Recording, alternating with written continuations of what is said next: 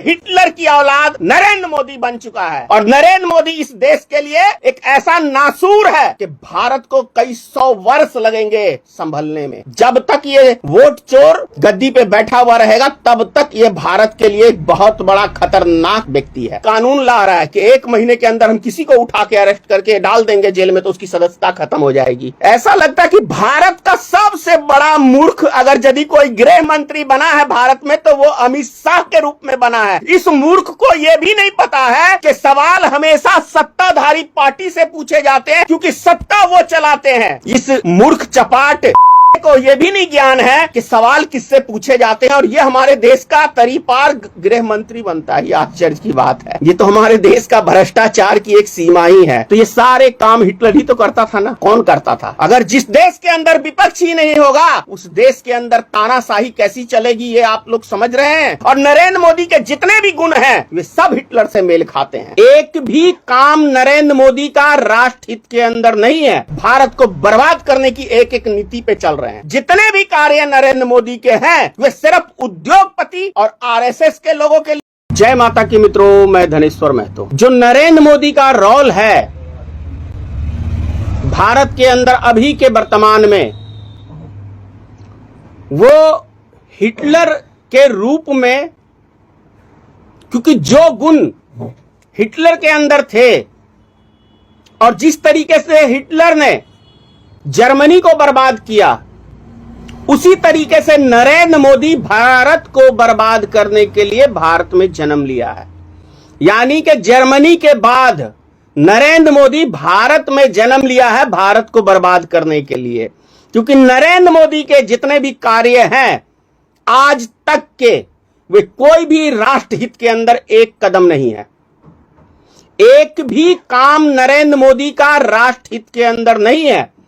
जितने भी मोदी के आज तक के काम हैं वे उनके आका कुछ उद्योगपतियों के हित के लिए काम किए गए हैं।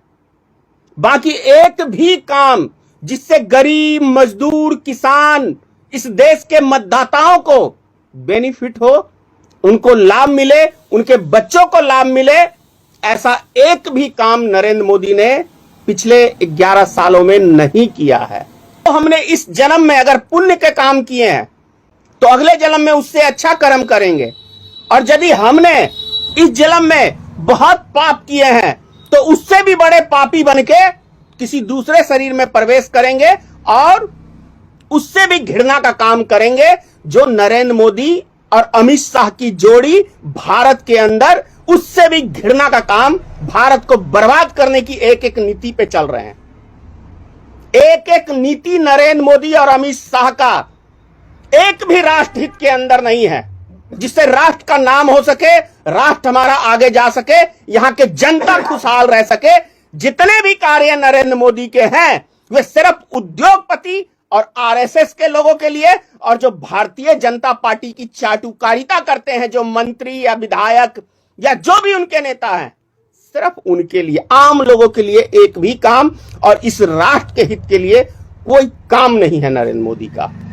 दंगे, फसाद, आतंकवादी हमला कराना वोट बैंक की राजनीति के लिए, हिंदू मुसलमान को लड़वाना वोट बैंक की राजनीति के लिए, सारे देश को बेचना उद्योगपतियों के लिए, ये नरेंद्र मोदी के काम है। और 11 साल में एक भी प्रेस कॉन्फ्रेंस नहीं करना, क्योंकि जब प्रेस कॉन्फ्रेंस होगा तो पत्रकार ऐसे ईमानदार हैं बचे हुए अभी भी भारत में जो नरेंद्र मोदी से सवाल करेंगे और अमित शाह से सवाल करेंगे। आपने देखा होगा एक आज तक चैनल के ऊपर ना, अमित शाह, कांग्रेस से आप सवाल नहीं पूछते हो, हमसे क्यों पूछते हो?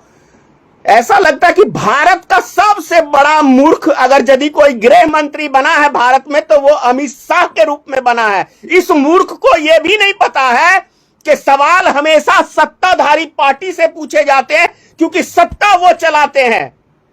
तो खामियां जहां रहेंगी वहां सत्ताधारी पार्टी से मीडिया का काम है पूछना। इस मूर्ख चपाट को यह भी नहीं ज्ञान है कि सवाल किससे पूछे जाते हैं और यह हमारे देश का तरीपार गृह मंत्री बनता है। यह आश्चर्य की बात है। ये तो हमारे देश का भ्रष्टाचार की एक सीमा ही है। और अब वो एक कानून ला रहा है कि 1 महीने के अंदर हम किसी को उठा के अरेस्ट करके डाल देंगे जेल में तो उसकी सदस्यता खत्म हो जाएगी।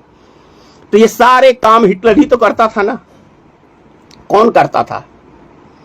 अगर जिस देश के अंदर विपक्ष ही नहीं होगा उस देश के अंदर तानाशाही कैसी चलेगी, ये आप लोग समझ रहे हैं? अगर देश के अंदर विपक्ष कोई सवाल ही नहीं पूछ